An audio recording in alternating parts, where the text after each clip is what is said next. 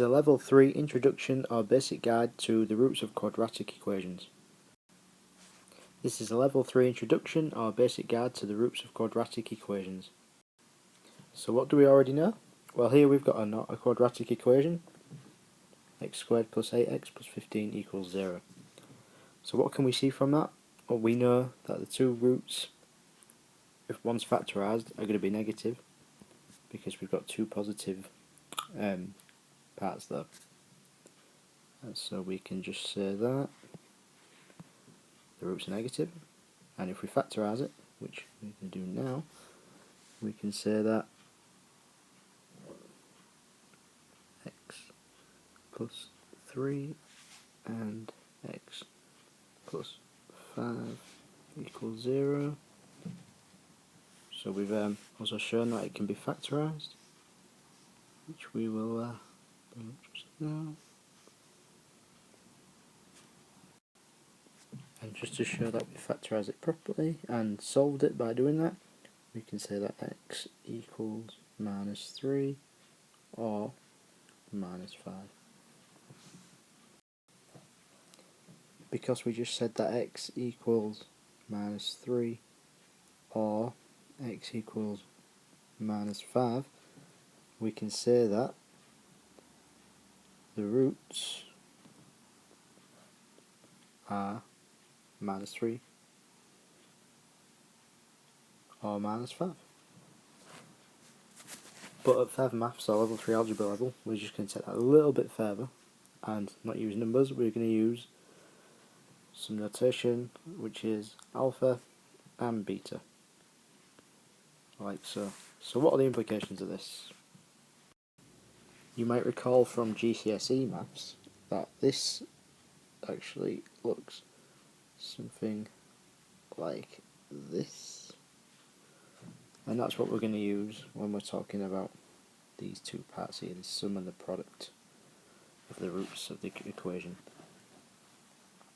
We know that when we found this 8x, if you recall from GCSE, that was the sum of our two factors once we'd expanded and multiplied and simplified, and it's a similar principle for the roots.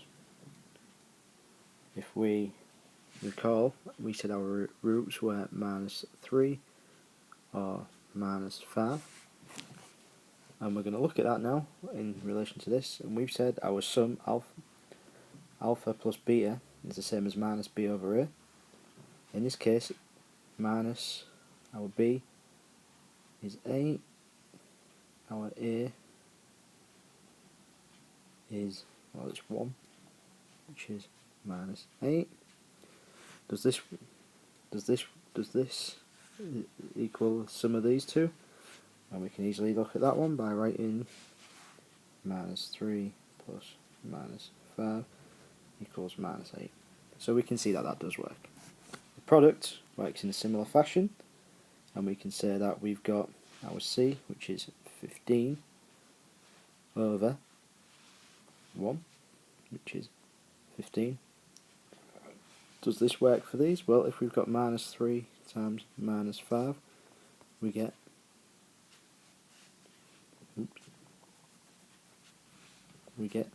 15. So this does indeed work. It's important to remember that the sum is alpha plus beta, or minus b over a, and the product is alpha beta, or c over a. So sticking with these ideas, we're going to look at making new quadratic equations after we've been given the sum and the product of the roots. So the first one, the sum of minus 5 and a product of 4. If we look at that, we can say that alpha plus beta from the previous slide is the same as minus b over a, which is the same as minus 5 over 1. And we can say the product, alpha beta, is equal to 4 over 1. It's 4. So we can say that our new quadratic is x squared plus 5x, because it's minus b, If you remember from the earlier slide, should be 4 plus 4. There's one new quadratic. If we look at the second one, this one, we've got alpha plus beta of 5/2 and an alpha beta of -3, which tells us that we're going to get a quadratic equation of x squared minus 5/2 x minus 3, and we can simplify that a bit, get rid of the fractions and make it 2x squared minus 5x minus 6. And you can use that with all the quadratics provided you've got a sum of the product or you know the roots. The next part to remember is that we can use our roots alpha and beta to make new quadratics with what we call symmetrical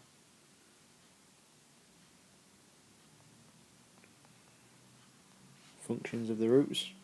And the examples we've got down here are alpha squared and beta squared, or 1/alpha and 1/beta. If we take a look at alpha squared and beta squared first, I'm going to use the product first because that's slightly easy to find out. So we know that alpha squared times beta squared is actually the same as alpha beta, which is our product, all squared. The sum is slightly more difficult to find out, but if you think about expanding two bracketed factors, in this case alpha plus beta squared, if we expanded that, we would get alpha squared plus 2 alpha beta plus, I'll rub that on,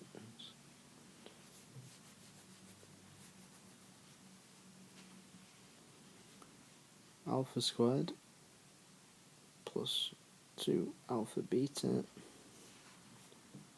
plus beta squared. If we rearrange that, we get that alpha squared plus beta squared equals alpha plus beta squared minus 2 alpha beta. And doing that, we can say that